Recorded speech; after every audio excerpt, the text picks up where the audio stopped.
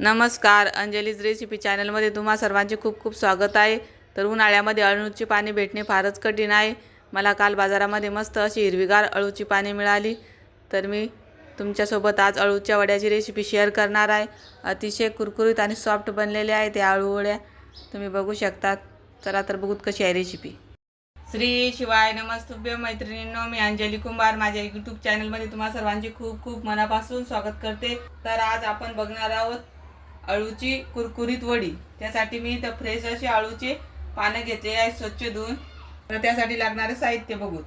इथे मी 1 वाटी बेसन पीठ घेतलेलं आहे. थोडीशी चिंच आणि गूळ घालून पाण्यात भिजत ठेवलेलं आहे.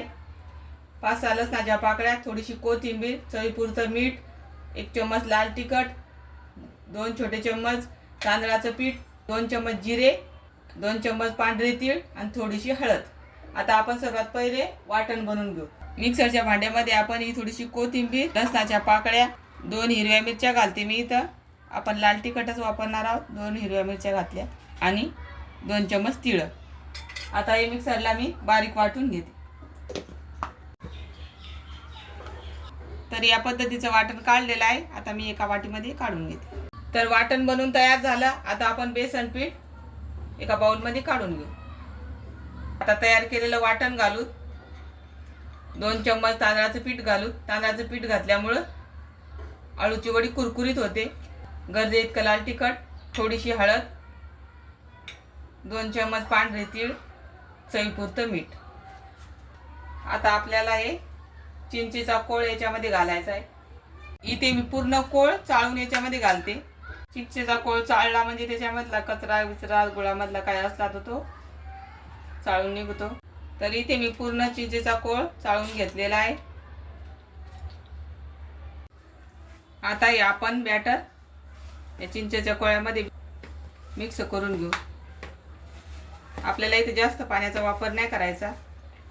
थोडंसं पाणी लागणार आहे आपल्याला फक्त आता. तर इथे मी थोडंसं पाणी घालते. आपल्याला बॅटर कसं करायचं आता मी सांगते तुम्हाला, म्हणजे मग वडी घशामध्ये अडकल्यासारखी होणार नाही. तर इथे बॅटर तयार झालेले आहे. बघू शकता या पद्धतीचं बॅटर झालं पाहिजे.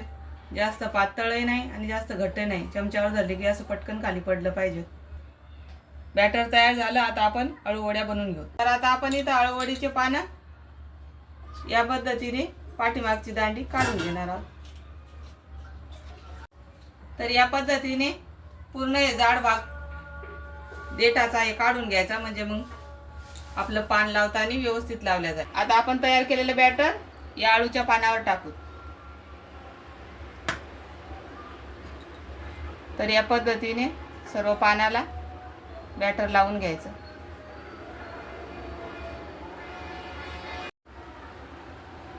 तर इथे मी पूर्ण पानाला या पद्धतीने बॅटर लावून घेतलेलं आहे. आता आपण याच्यावर दुसरं पान ठेवू.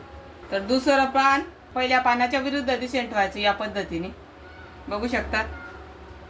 त्याला पूर्ण प्लेन करून घ्यायचं आणि या पानाला पण त्या पद्धतीने बॅटर लावून घेऊ. आता उरलेले 2 पानं मी या पद्धतीनेच लावून घेते. तर 2 पानं इथे लावून झालेले आहेत. आता आपण तिसरं पान लावून घेऊ. दुसरं पान वरच्या साईडने टाकलं होतं. आता तिसरं पान आपल्याला त्याच्या विरुद्ध साईडने टाकायचं या पद्धतीने. आता याला पण त्या पद्धतीनेच बॅटर लावून घेऊ.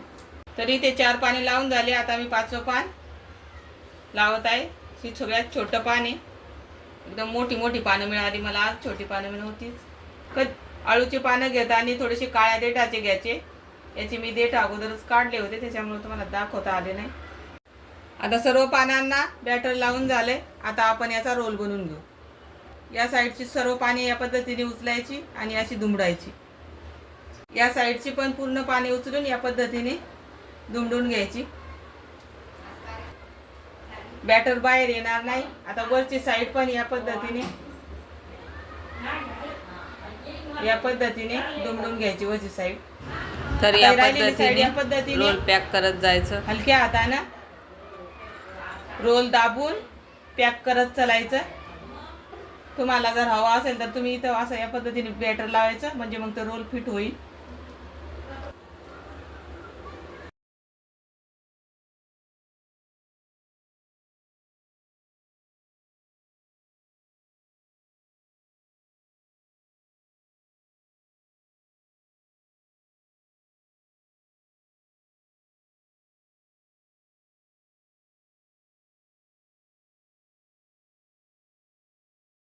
तरी ते आपला रोल तयार झालेला आहे. आता याच्या वरच्या साईडनं पण मी बेसन पीठ लावून घेते. आता मी एका पातेल्यामध्ये अळूची वडी वाफवण्यासाठी पाणी गरम करायला ठेवलेलं आहे. पाणी गरम झालेलं आहे. आता याच्यावर मी पुरणाची चाळणी ठेवते. आता तयार केलेली वडी या पद्धतीने उचलून मी या पुरणाच्या चाळणीमध्ये वाफवायला ठेवते. छोट्या चाळणीमध्ये मला ही लावता आली नाही, मी पुरणाची चाळणी इथं वापरत आहे. आता याच्यावर वाफ जाणार नाही अशी एक प्लेट झाकून ठेवायची. तुमच्याकडे स्टीमर असेल तर स्टीमरमध्ये एकदम मस्त वाफवल्या जाते. तर आता आपल्याला या वडीला 10-12 मिनटं असंच वाफवून घ्यायचं. तर 10-12 मिनटं झालेली आहेत. आपण चेक करू अळूची वडी छान वाफवली का. तर बेसन पीठ पूर्ण कोरडं झालेलं आहे, तरी पण आपण चाकूने चेक करू. चाकू याच्यामध्ये असा घालून बघायचा. चाकूला काही चिटकलेलं नाही, याचा अर्थ आपली अळूची वडी छान वाफवली. आता आपण गॅस बंद करू. आता आपण ही अळू वडी थंड करून घेऊ. तर हा रोल आता थंड झालेला आहे आपला. आता आपण एका प्लेटमध्ये काढू आणि कट करू. तर मी याला आधी मधातून कापून घेते.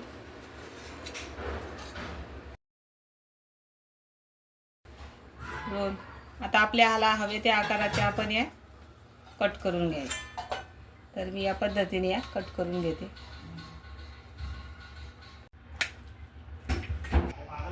या पद्धतीने आता मी सर्व अळूवड्या कापून घेते. तरी ते पूर्ण अळूवड्या कापून झालेल्या आहेत. आता आपण या तळून घेऊ. इथे तेल पण मीडियम गरम झालेलं आहे. मीडियम गॅसवरच तळायच्या आहेत आपल्याला या अळूवड्या.